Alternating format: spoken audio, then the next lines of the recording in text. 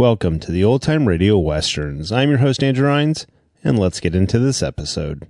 This episode is going to be Gunsmoke. Original air date is August 23rd, 1952, and the title is Shakespeare. Hope you enjoy.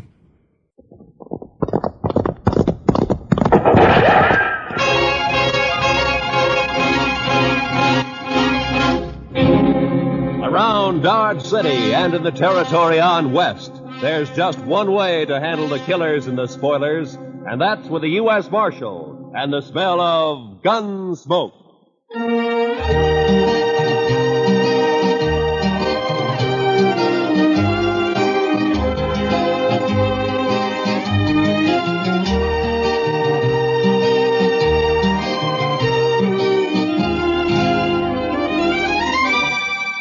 Gunsmoke, starring William Conrad. The story of the violence that moved west with young America. The story of a man who moved with it.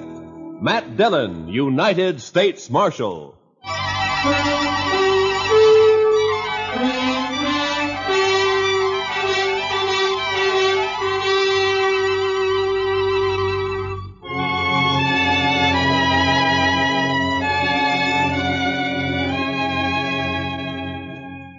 It was the dust. The heat was bad enough in Dodge City, but out on the plain, it was the dust. The sun was a burning red-brown chip in the sky, and the sweat on a man never had a chance to drop. It was blotted and dried with dust. Doc, Chester, and I had ridden to old man Gore's place 10 miles out. He'd had some trouble with one of the hands. The fellow had gone loco with liquor and had been shooting up the cattle. We found him, stripped naked nearby on his haunches, crying, drunk over a parched water hole. Doc had got him to bed and fixed him up some. And now we were heading back for Dodge. Darn horse. Seems he's just bound to stomp all the dust in Kansas in my eyes. Maybe the marshal will buy you a camel, Chester. This keeps up, we'll all buy camels. I remember the time back in Waco when I was just Doc, a small... Chester, boy. You see something ahead on the side of the trail there? Yeah, maybe. It looks like some poor calf strayed off and dropped. I don't think so. It looks like a man. Come on.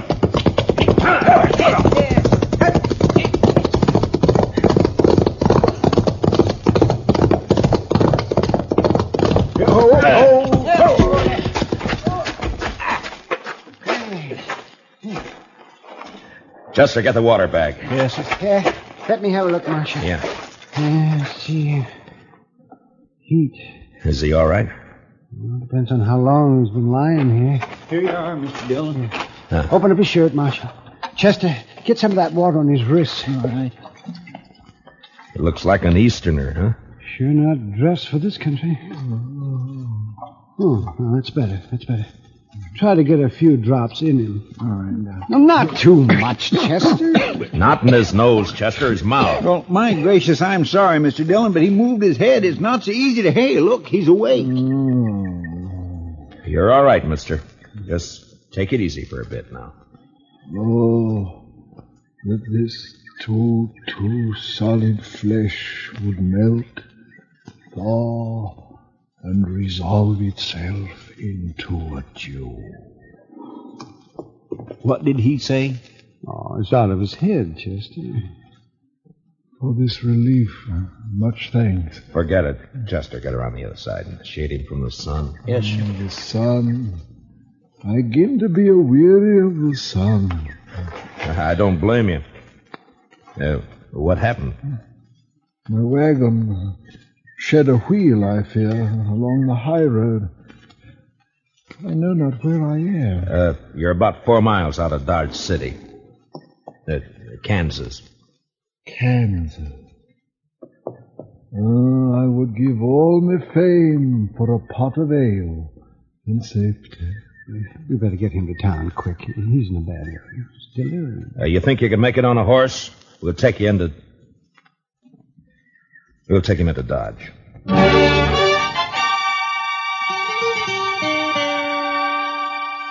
And he passed out again. We tied him across Doc's horse. Doc and I doubled up, and Chester rode behind. The stranger was a tall, skinny man with a face like a friendly mule. Big hands and thin wrists stretched out from his sleeves. He had no papers on him, nothing. And until he woke up, we wouldn't even know his name. Doc settled him down in the back of his place, and he was still asleep when Chester and I rode out to where we figured he'd left his wagon. Wasn't hard to see when we found it. What color wagon would you call that, Mr. Dillon? Puce, Chester. Puce. I guess so. Seems to be some writing on the side there. Yeah. Oh, Irving Henry, Thespian supreme, disciple of the immortal bard. I should have known he was a religious man. He's an actor, Chester, the immortal bard. Shakespeare, William Shakespeare, wrote plays, poems.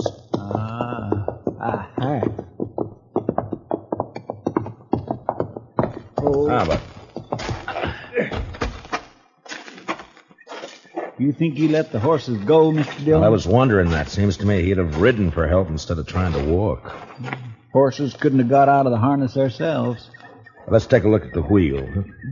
Wish we could wait till the sun goes down. It's going to be awful hot work, Mr. Dillon.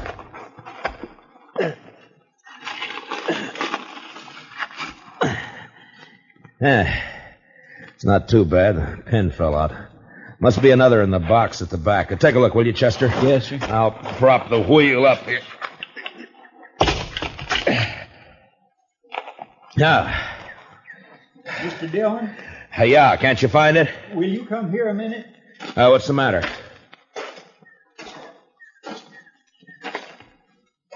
Take a look in there. It took a second or two to get used to the darkness inside the wagon. And then I saw the hand sticking out from behind the trunk. You didn't have to be the doc to know that it was a dead hand. The body was of a man about 40. He was dirty. And in a greasy, torn waistcoat, I found a pocketbook with his name. Sam Matchett.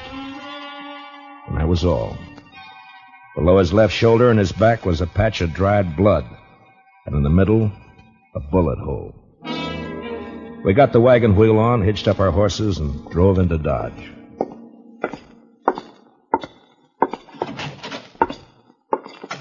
Doc? Oh, that's you, Marshal. Yeah. Yeah, be right out. All right. Get that fella's wagon fixed up? Yeah, I brought it in. Is he awake? Oh, I haven't looked in the last half hour. I was making coffee. You want some? No, thanks. Doc. Oh, it's a funny thing about coffee when it's hot weather like this. Drink it scalding and it makes you feel cooler outside. Look, Doc, I got to see that fellow. I want to ask him a couple of questions. Oh, that's so? I found a dead man in the back of his wagon. You don't say. You better take a look. Chester's bringing him in the side. Oh, sure. You want to go on back? Yeah, thanks, Doc.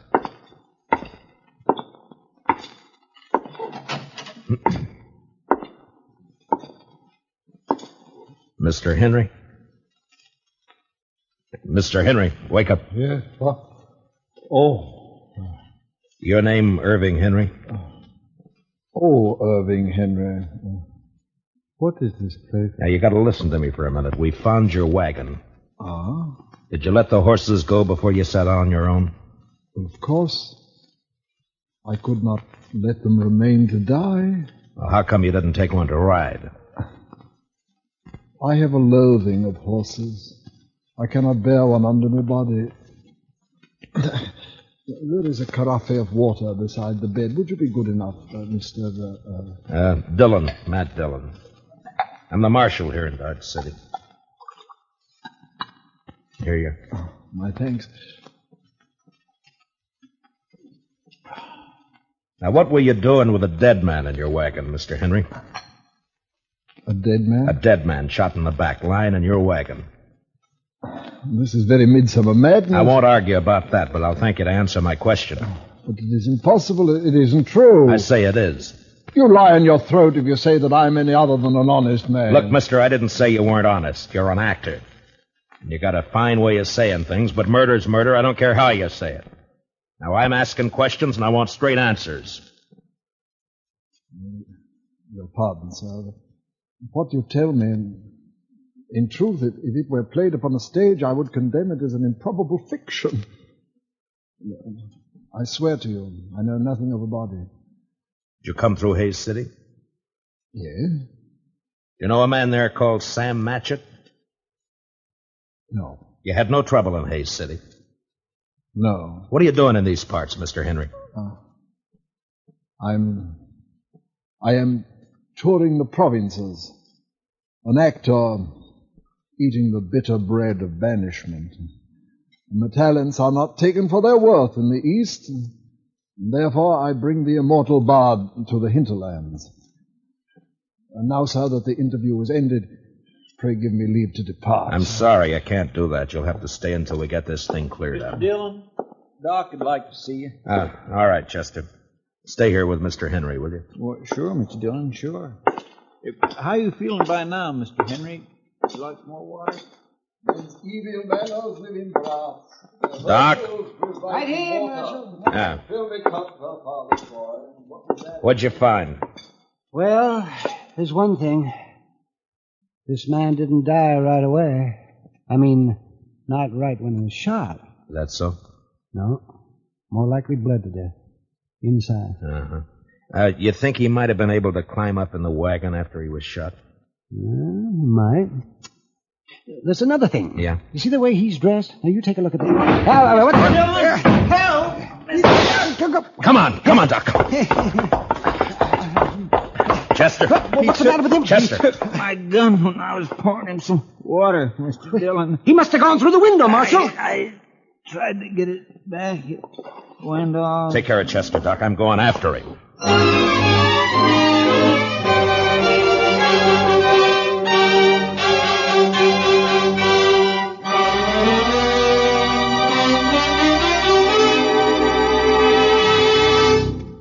We will return for the second act of Gunsmoke in just a moment. But first, do you know how old the school building in your community is? If it's over 25 years old, the chances are that it's woefully inadequate to the present demands on it.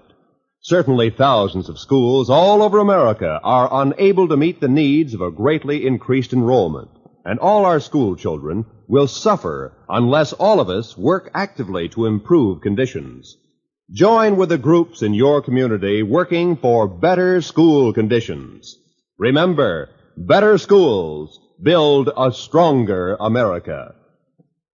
Now, the second act of Gunsmoke.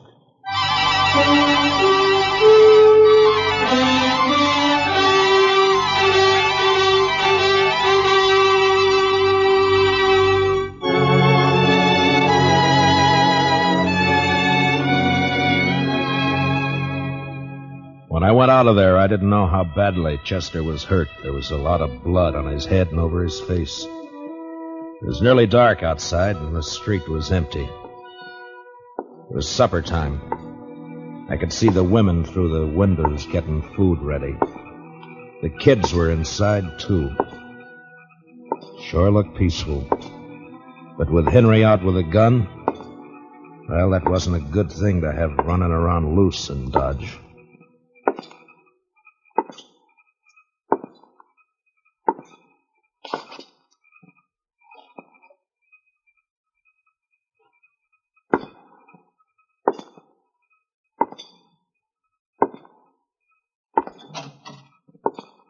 Evening, Mr. Dillon. Did you see a man run down the street, Miss Fletcher? Well, no. Oh, you better get inside and lock your door. Don't come out again. There's a killer loose.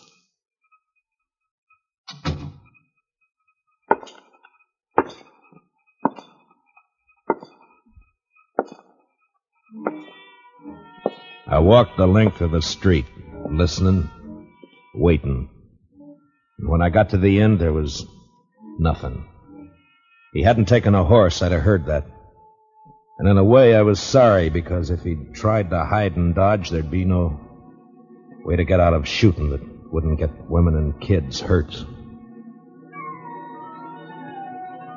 A breeze came up and swirls of dust flew around, and then settled as the air became still and hot again. I went back to Doc's place.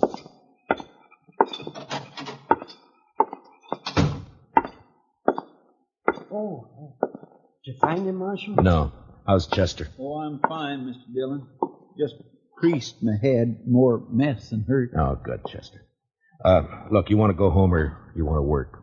I want to work. All right, go down to the office, get yourself another gun, and round up some men, many as you can. As long as Henry stays in town, we're in trouble. Now keep your eyes open. Meet me back here. Yes, sir, Mr. Dillon. Take my gun with you, and if you see him, watch out. All right, now get going. Yes, sir. Now, Doc, I'm going to have to make you a deputy, too. Well, maybe instead of digging out bullets, I'll be putting some in. It's not funny, Doc. Now, come on. All right, we'll start here. I'll take this side, you take the other. Get the men to go through their houses and tell them to look for their horses. Tell them what's happening. But 10 o'clock that night, as far as we could tell, Henry hadn't left town. There were plenty of places for him to hide, though. We had 50 men out searching. Chester and I were working along back of the express office. There were a couple of houses there we hadn't covered. You wouldn't think a man like that would be a killer, now would you, Mr. Dillon? I never saw a man yet couldn't be, Chester. Depends on your reasons for killing, I guess. Now, let's take a look behind these boxes, huh?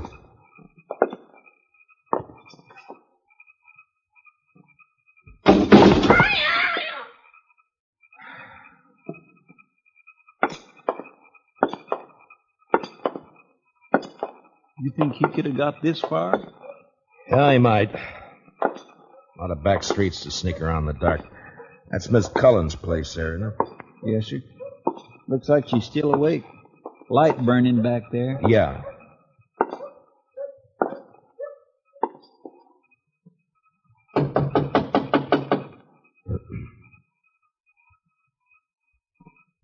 Seem a bit cooler to you tonight, Mr. Dillon? Yeah, a bit.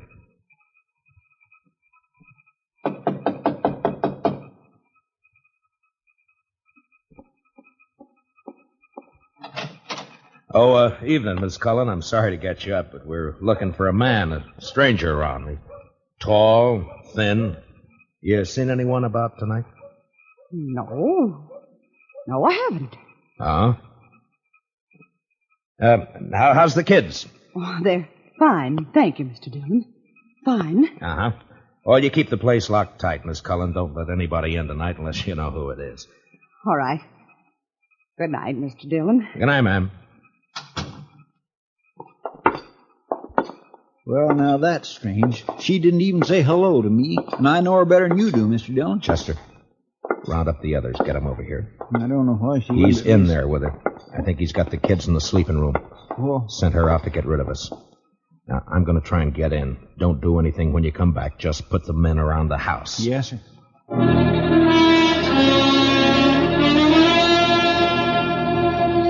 I'd seen Miss Cullen make a move with her head, and her eyes said the rest. When I told her to lock up, I shook my head, and I hoped she understood. I wanted that front door to stay open.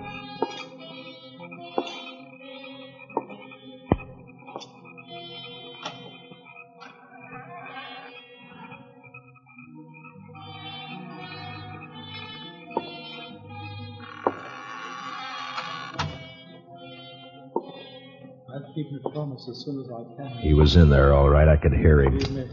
I wanted him alive, but I wasn't going to risk hurt to Miss Cullen or the kids getting him. Please. I did what you asked.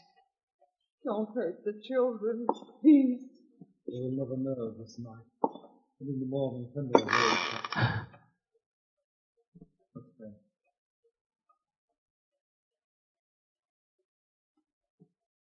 You said you locked the door after me. No, don't. Don't. So keep the pistol turned to the girl's head now. Someone is here. They try to chase me.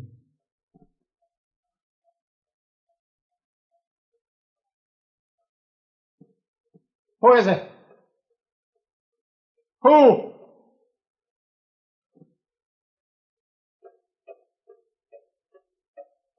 Mr. Dillon, go away. Please. He'll kill us. You lied. You lied. Oh, tiger's heart wrapped in a woman's hide. Listen to me, Marshal Dillon. Throw your pistol in here, and then come in with your hands before you. I have no stomach for child killing, but I will not hesitate to do so.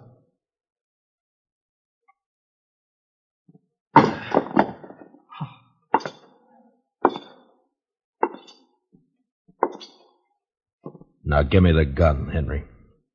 No, You won't be able to get out of this. I must. There is living to be done. You know that fancy talk isn't going to help either. Now, why don't you climb down? What happened to Matchett? Nothing happened to Match. Why'd you kill him? I didn't. In 5 minutes or less, there'll be 50 men or more around here. Now, what are you going to do?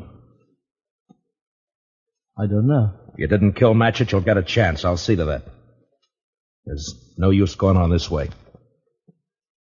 Give me the gun. I cannot. It is my prop of salvation. No gun is salvation to anybody. Put it down. You must tell the men to go away, Marshal Dillon.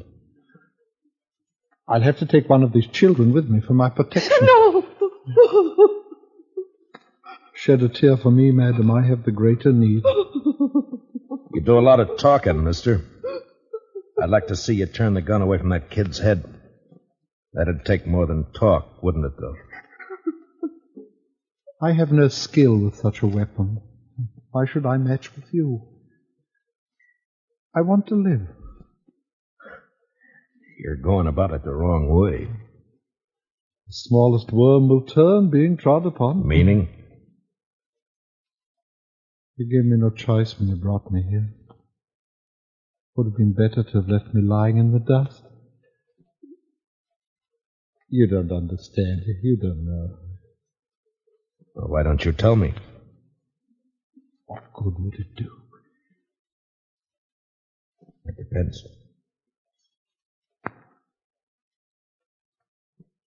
My life has been the theater. As a boy, I was a student of Shakespeare. You would look at me. Who would accept this face for Hamlet? This ill-shaped body for Romeo? His speech has become my speech, but the fools only look. They cannot listen for laughing. There have been ugly men before you. It hasn't been cause for murder. Why'd you kill Matchett? In New York, there was a man, a gross, stupid man, who fancied himself an interpreter of the bard. He took me, as his apprentice, and together we set out for the tour. I would play only the voices. Never Richard, never Henry, never Lear, only the voices. Whilst he,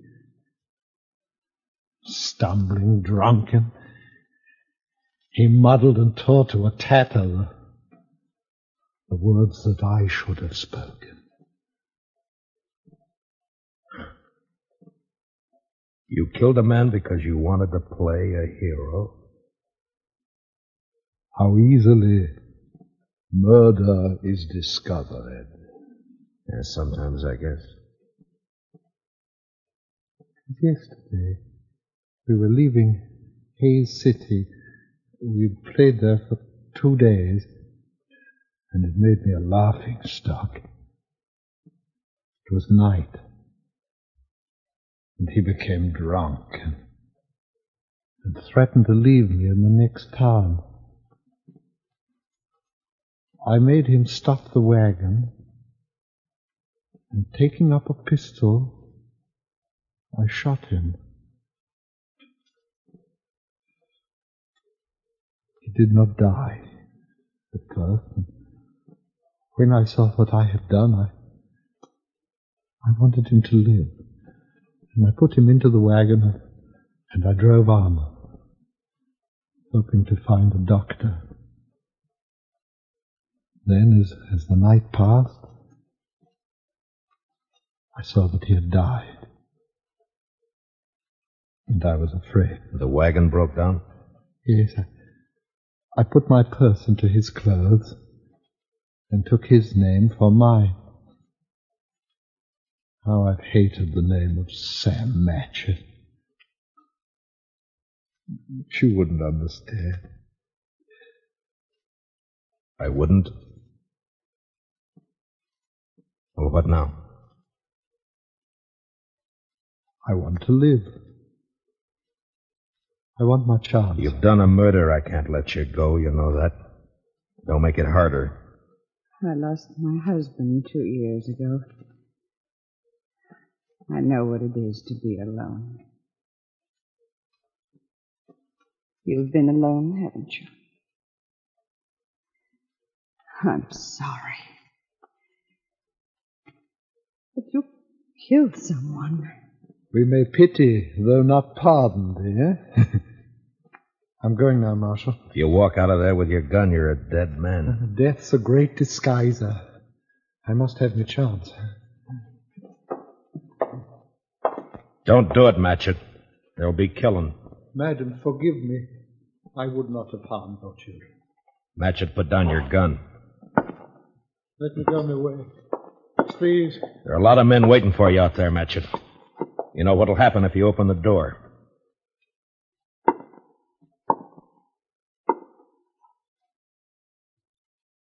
Don't do it, Matchett.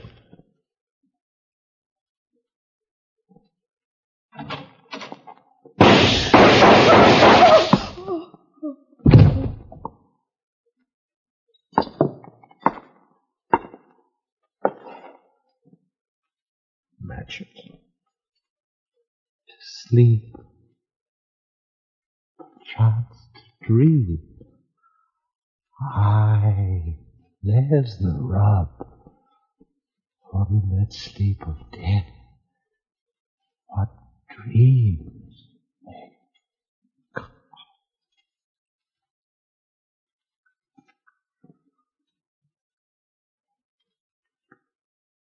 Matchett.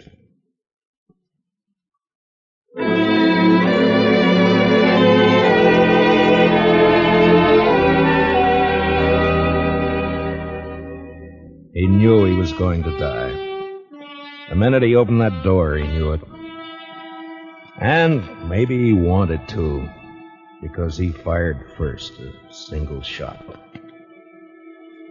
We buried him in back of the church, and I found some words in a book to put on his grave. He that dies pays all debts.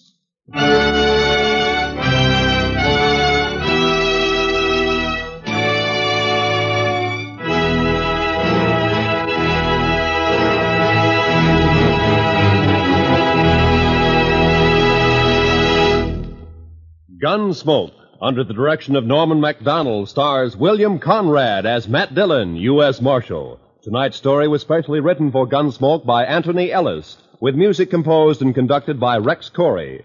Hans Conried was featured as Henry, with Mary Lansing as Mrs. Cullen. Parley Baer as Chester, and Howard McNear as Duck.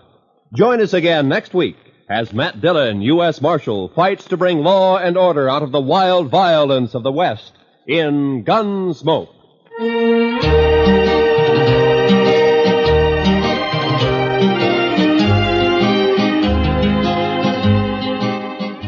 Roy Rowan speaking. Remember, Gangbusters going to action Saturday nights on the CBS Radio Network.